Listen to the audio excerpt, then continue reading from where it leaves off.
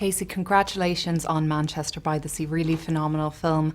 And there's a lot of Oscars buzz around it. Is that something you're excited about, or do you just kind of, take it in your stride or indifferent to it? Well, thanks for saying that about the movie. And I would say that, it's nice when people respond positively to the work you do. And whether that means writing a review or sort of talking about it in terms of what awards it might win, or all of that, I think can be grouped into the same category of just a positive response. And so I've had lots of negative responses, and it's nice to have positive ones too. Brilliant.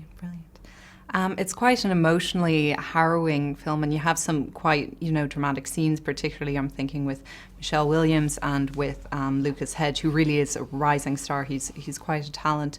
How did you guys establish that kind of working relationship and rapport, both on the set and off?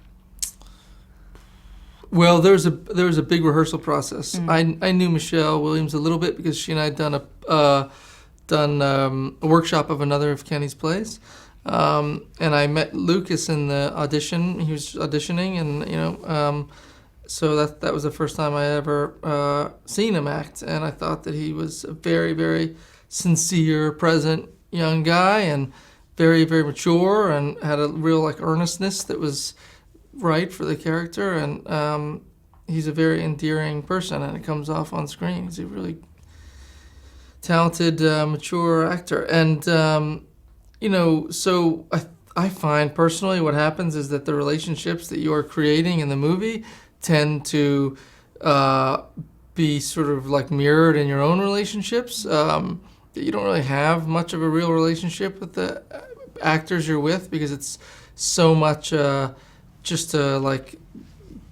created by the characters and the scripts and the scenes and the rehearsals and all that. And then when a movie's over, you kind of look at that person and you think, who are they? I have no idea. I've been working with this person forever. And Michelle's definitely like that. She's so much a character, she's so, that afterward, it's sort of like meeting somebody anew, she's a stranger. And I've gotten to know her now since we worked together. She's lovely. What did you find the most challenging part of making the film?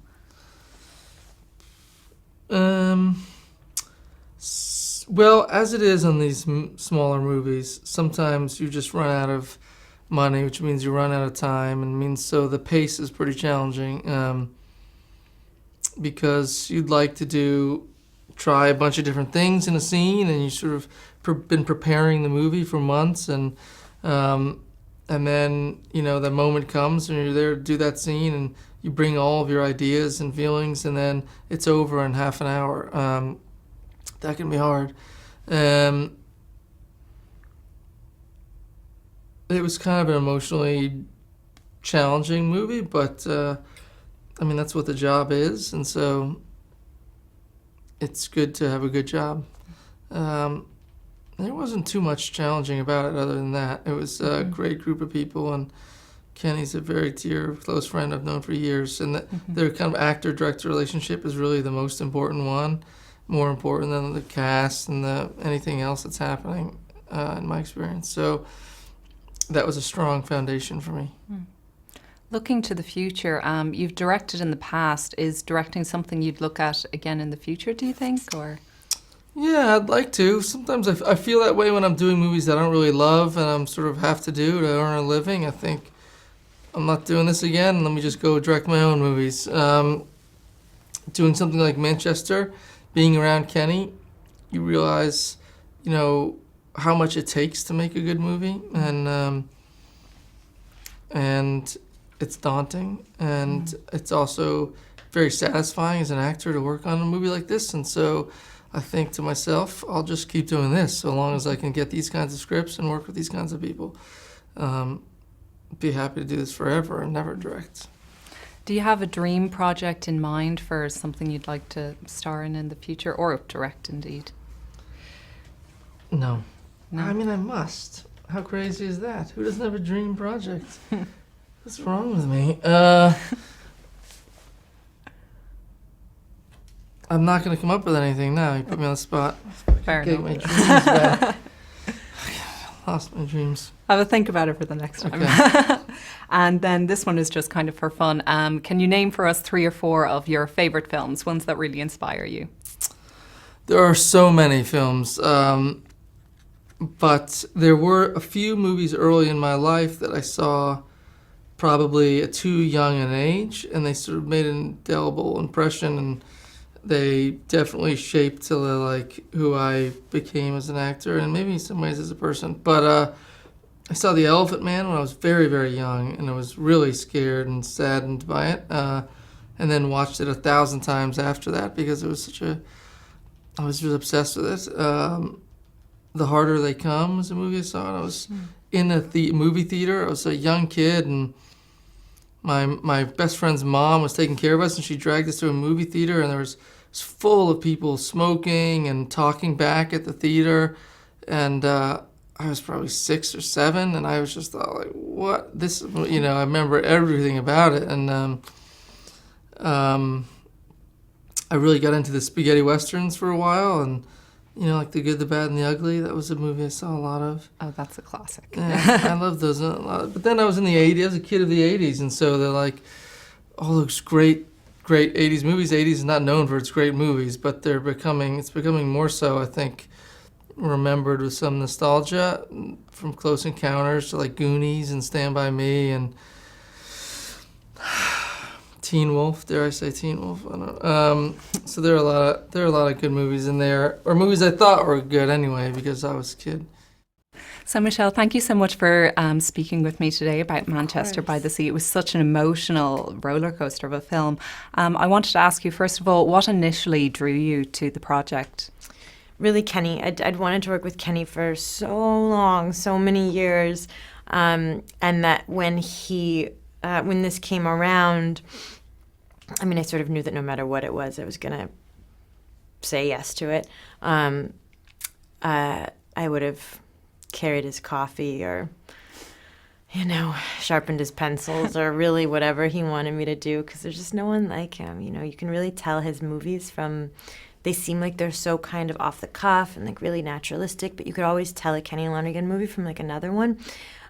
Because they're, on one hand, like they're really subtle, but at the same time they're working on this like sort of like deeper kind of transcendent level, and I just for so long wanted to be a person in his world. Excellent, yeah.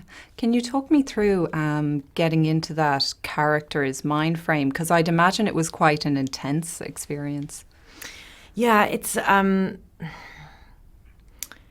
like your whole psyche sort of resists it, when you know that that's sort of where you're going to have to go or a place you're going to have to spend your days.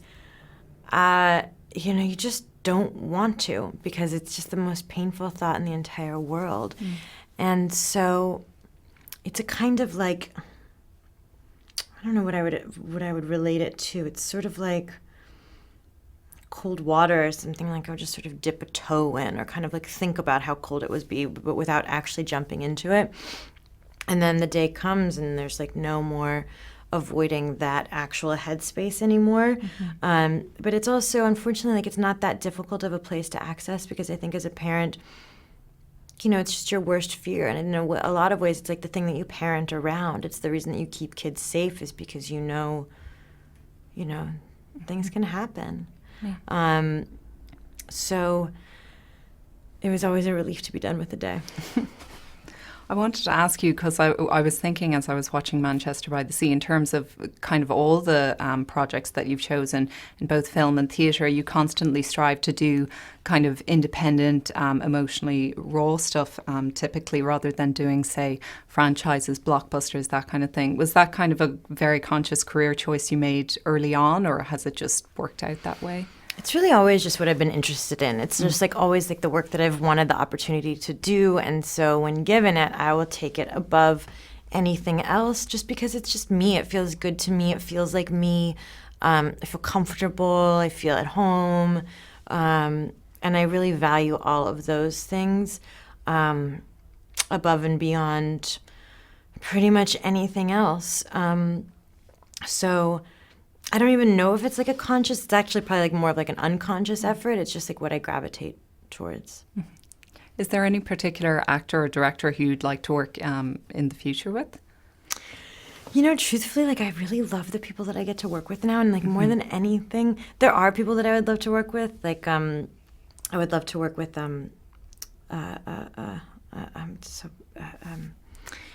like Andrea Arnold, or oh God, who's the woman that made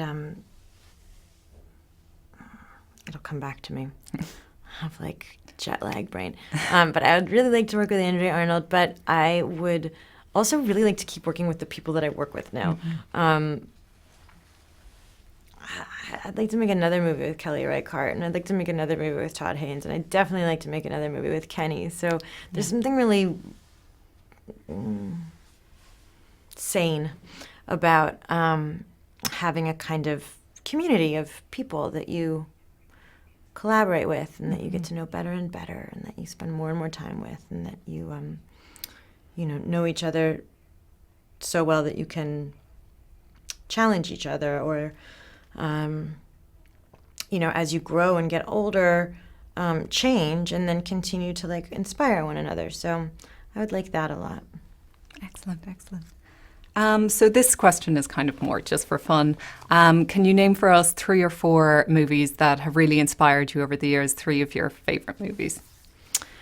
Gosh, they're my favorite movies. Over the years, there's so many. Let's see, what do I love? Morven Caller, that comes to mind. Lynn Ramsey, that's a director I'd really like to work with. Singing in the Rain, I could just watch over and over and over again. Definitely. What else have I just been crazy about? I really like this movie called Silent Light, and Inside Out. We really like that one. That's a lovely one as well. So, Michelle, just my final question for you then would be, with Manchester by the Sea, what do you hope audiences will take away from it the most? Really more, I just hope that they go and see it. And that whatever anyone takes away is such a personal experience. I just hope that people have the experience.